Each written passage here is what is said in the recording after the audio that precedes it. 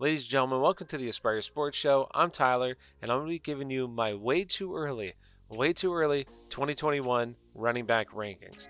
Maybe you're still in the playoffs, congratulations. Maybe you're out and you're like, man, who am I going to be drafting next year? Maybe keepers you're thinking about, whatever the case may be.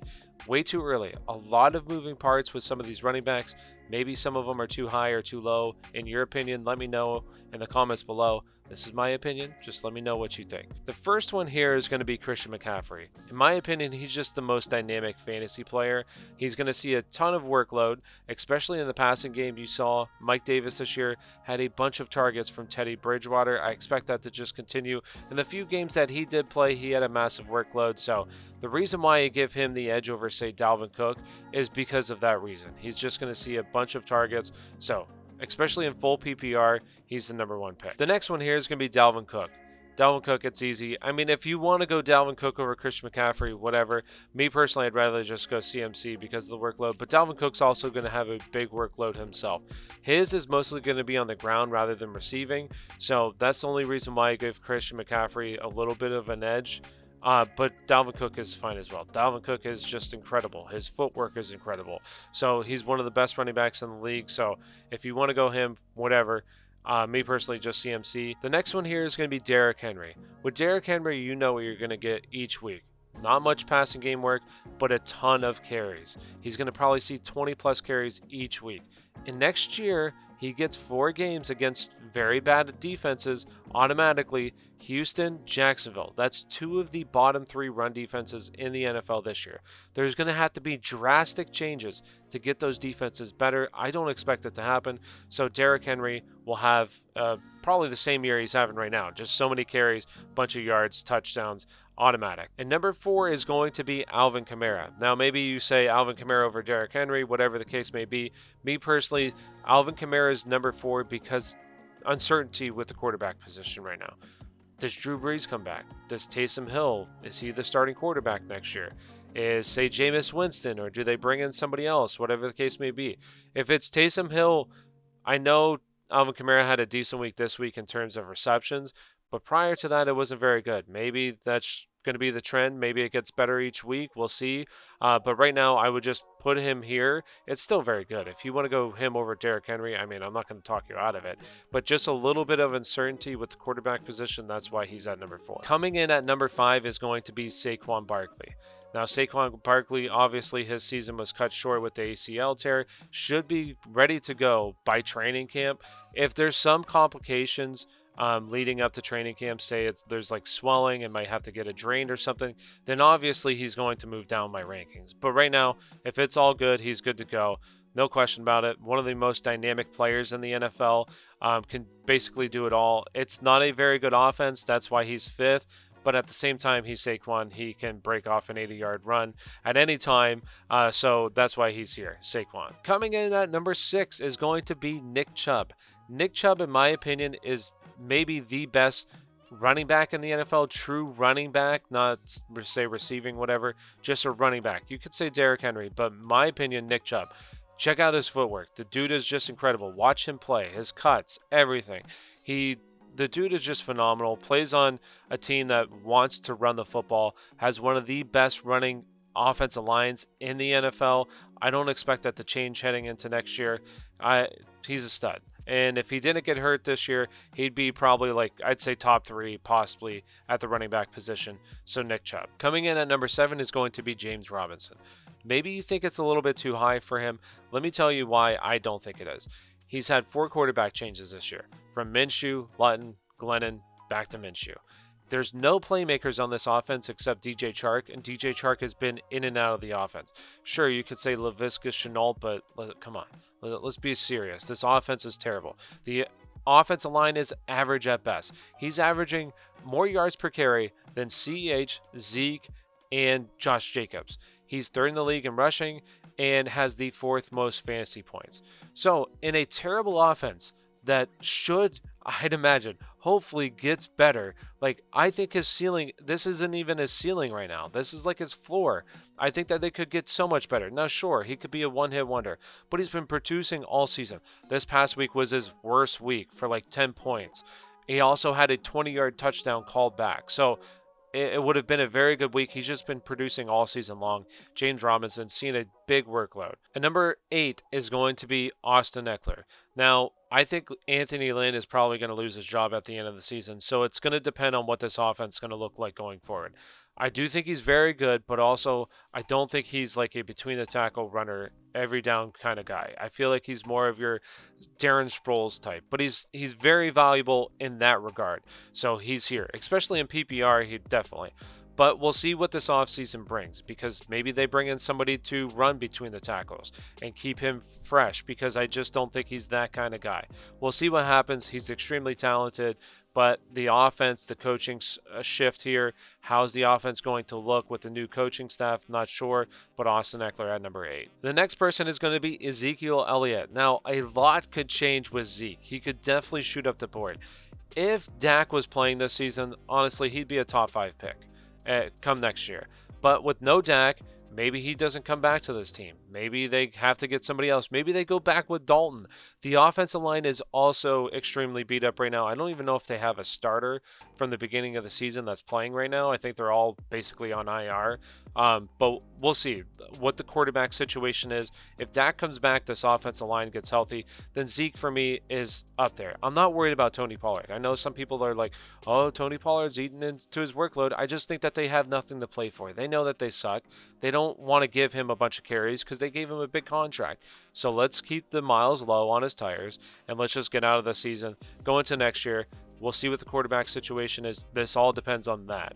So, Ezekiel Elliott, number 9. The next one here is going to be Aaron Jones. The offseason is huge for Aaron Jones as well. Does he come back to Green Bay? Does he go somewhere else? Where does he go? Say the Jets. He falls down the board, in my opinion, on the Jets. He's an extremely talented player, but I don't care if you go to the Jets. It's basically a death sentence. Maybe he goes to, say, the Cardinals, where he would shoot up the board, in my opinion, because I think he'd be a really good fit in that offense. So it all depends. If he goes back to Green Bay, I think he's around this range as well. But it just all depends on where he goes. Coming in at number 11 is going to be Josh Jacobs. With Josh Jacobs, you know where you're going to get. You're going to get volume. He's a volume runner. This year, he's averaging under 4 yards per carry, so it's not great, but at least he's seeing volume. It's not a ton of volume in the passing game, but carries. This offense should be still decent going forward. They have a good offensive line. So he's in this range. Some guys could definitely leapfrog him depending on what their situations are next year, but right now I feel comfortable with him in this range. I don't feel great about Josh Jacobs really as a player in this offense, but at least he's seeing volume, and volume is king in fantasy football. Coming in at number 12 is going to be Miles Sanders. We'll see how this offense finishes the rest of the season, but with Jalen Hurts, this offense is starting to look pretty good right now. I know it's just one game, but it was against a very good defense in New Orleans, so we'll see what happens. If it sputters and it does not look good, then sure, move him down. But if it continues like this, then I do think he's very solid. It might even go up a little bit higher depending on how this season finishes. But right now at number 12, I think it's good. He's an extremely talented player. It's just Doug Peterson, in my opinion, kind of getting it in his own way by not really giving him the football a lot. I know he's dropped some passes, but with Jalen Hurts, we'll see how this offense continues. Miles Sanders. Coming in at number 13 is going to be Joe Mixon. Now, this largely depends on Joe Burrow. What exactly is going to happen? Does he come back next year? How many games is he going to miss? Maybe no games. But Joe Mixon, at least, regardless if Joe Burrow comes back, is going to be heavily involved in the offense. Now, if Joe Burrow doesn't come back, I move Joe Mixon down, especially if they don't do anything about the quarterback situation. If they have the guys that they have right now playing quarterback, then move them down. But Joe Mixon, before he got hurt, was third in the league in rushing attempts. So I think he's going to be heavy volume. And once again, volume is king in fantasy football, but it depends on the quarterback situation a little bit. Does he move down or does he stay where he is? Joe Mixon. Coming in at number 14 is going to be Clyde Edwards-Helaire. Now I know it hasn't been great this year, especially if you draft him in like the middle of the first round. It has not been great. But I do think next year he's going to be drafted later, say like end of second, third round. And I think there is good value for Clyde Edwards-Helaire. Listen, it has been efficient. I know that. And he hasn't been great, but he plays on the Chiefs offense. Next year, I think he's also going to get better as just a football player. He's a rookie, right? Sometimes rookies it takes a year or two to figure things out. So with him being a rookie, there was no offseason. It was a very weird season this year. So I think next year he's going to be much better football player in this offense. Coming in at number 15 is going to be Antonio Gibson. I know some people might be like he's way too low on this list. I'm going to give you my reasons why he's not. Now, if they come out next year and say he's going to be the guy, is going to see over like 70% of snaps, then yes, I do think he moves up even higher than this. But right now is basically splitting snaps with J.D. McKissic. He's also scoring a touchdown on every 12 carries. That's not sustainable. It's not going to continue. Take out some of those touchdowns, he plummets in terms of running back scoring this year. So I love Antonio Gibson, don't get me wrong, but I just think some people are overvaluing because of basically 2 games this year, both against Dallas. It's not gonna continue unless he sees more snaps. If he sees more snaps, then yes, definitely. But that's why I'm putting him right here at number 15. Coming in at number 16 is going to be Cam Akers, and this is basically off of 1 game. But I will say this, he looked very good, and when he's had his opportunities, he has just looked good all season long. He's explosive. He has good footwork. All things that even in college, he was very good. And he plays on a Rams team that wants to run the football. That basically their running backs, they kind of flow their offense through their running backs. So for Cam Akers, if he continues at the pace he's going right now, may even shoot up this draft board. But right now, it's only 1 game. I'm going to put him right here. But if he, keeps doing what he's doing right now, then he definitely jumps up. He could fall down also if he starts to lose carries to, say, Darrell Henderson, it goes back to more of a committee, then sure, drop him down. But I feel like 16 is a decent spot for him after 1 game, 1 full game of being the guy. So Cam Akers, 16. And coming in at number 17 is going to be Jonathan Taylor. And I know Jonathan Taylor is playing really good football right now. Finally, but where was this basically all season long? He has not looked good at all. Maybe he was hurt. Maybe just being a rookie, he finally has got things going. We'll see. But also, he's played Houston, the Raiders, the Packers, who don't have a very good run defense, plays Houston again this week. The week after plays Pittsburgh. We'll see how he does against a good run defense. Phillip Rivers may not be back next season. He signed a 1-year deal. So who is their quarterback heading into next season? I'm not sure. What if they go back to Jacoby Brissett? Do you like that? Me personally, no. So we'll see what happens. Jonathan Taylor, 17. Coming in at number 18, we have DeAndre Swift.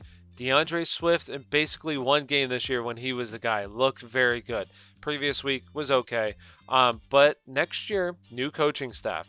Maybe they decide to move on from Stafford. His contract isn't up, but he has $2 million in dead cap if they move on from him, so they could possibly move on. What exactly happens? I'm not sure. There's a lot of questions here with him, so he's back here.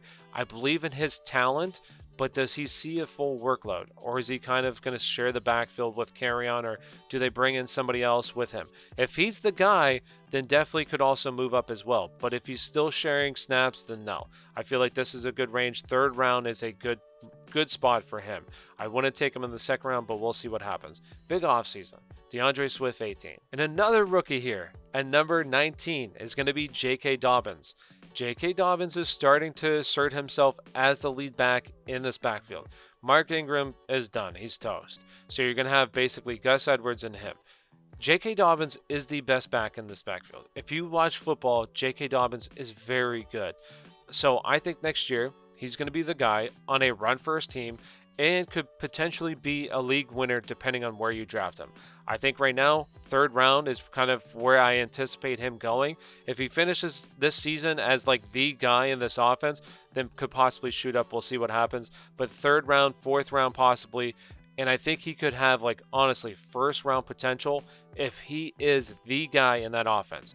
For sure, he's going to see a ton of work and is very good. So J.K. Dobbins at 19. And the last one here, we got Kareem Hunt at number 20. Some people might be like, oh, that's why Kareem Hunt there. Maybe he's too low in your opinion. He could definitely shoot up. It depends on some of these rookies and what their situation looks like going into next year. But hey, Kareem Hunt has produced this year. I made a TikTok okay, about the best running backs in the NFL skill-wise. I put him in the top 10. Everybody was laughing. This dude is incredible. If he was on Kansas City still right now, he'd be a top 5 pick. Nobody would question it. But since he plays on the Browns, it limits his ceiling a little bit. But right now you can see that the Browns are producing 2 very good running backs in this offense. They're built to run the football, a very good offensive line, a head coach that wants to run the football as well. So Kareem Hunt, I think, is a top 20 guy next year. Could possibly even be higher. But, some of these other guys, there's more of a ceiling, in my opinion, than Kareem Hunt. I think Kareem Hunt has a very solid floor, but ceiling is limited due to Nick Chubb. So Kareem Hunt, number 20. And then I'm also going to go through some of my honorable mentions here. These are guys that definitely can make the cut, but their situations are a little bit questionable. So David Montgomery, who's the quarterback next year? Mitchell Trubisky, is he coming back? What exactly are they going to do? Nick Foles? I have no idea. So questionable. Ronald Jones. In my opinion, Ronald Jones is very good, but also we have Tom Brady, right? Tom Brady has not looked good. It just looks like Bruce Arians does not want to fully commit. He did this past week, finally, but does that continue going forward? What if Ronald Jones fumbles the ball one time? Is that going to change Bruce Arians' mind? So Ronald Jones. Chris Carson, contract year. Where does he go next year? Do they bring him back? They've drafted 3 rookie running backs in the past 3 drafts. So do they want to move on from Carson? Is he going to ask too much? Where is he going to go? Is that an offense that he goes to? Is it going to be suitable for him? I'm not sure. So Chris Carson. And then the last one, Kenyon Drake. Kenyon Drake has been good this season. Not necessarily his first round tag, but has been pretty solid. But he's also on a 1-year deal. So where does he go? Does he come back? If he comes back, then definitely he moves up. But if he doesn't, he goes somewhere else. Where does he go? How does he fit in? So also maybe they bring in Aaron Jones, right? And then that would totally complicate things for him. But I have no idea. We'll see what happens with Kenyon Drake. So with that being said, if you have anything, maybe you disagree with who I said, maybe I left somebody out that you think should be in there, let me know in the comments below. So thank you for watching and have a great day.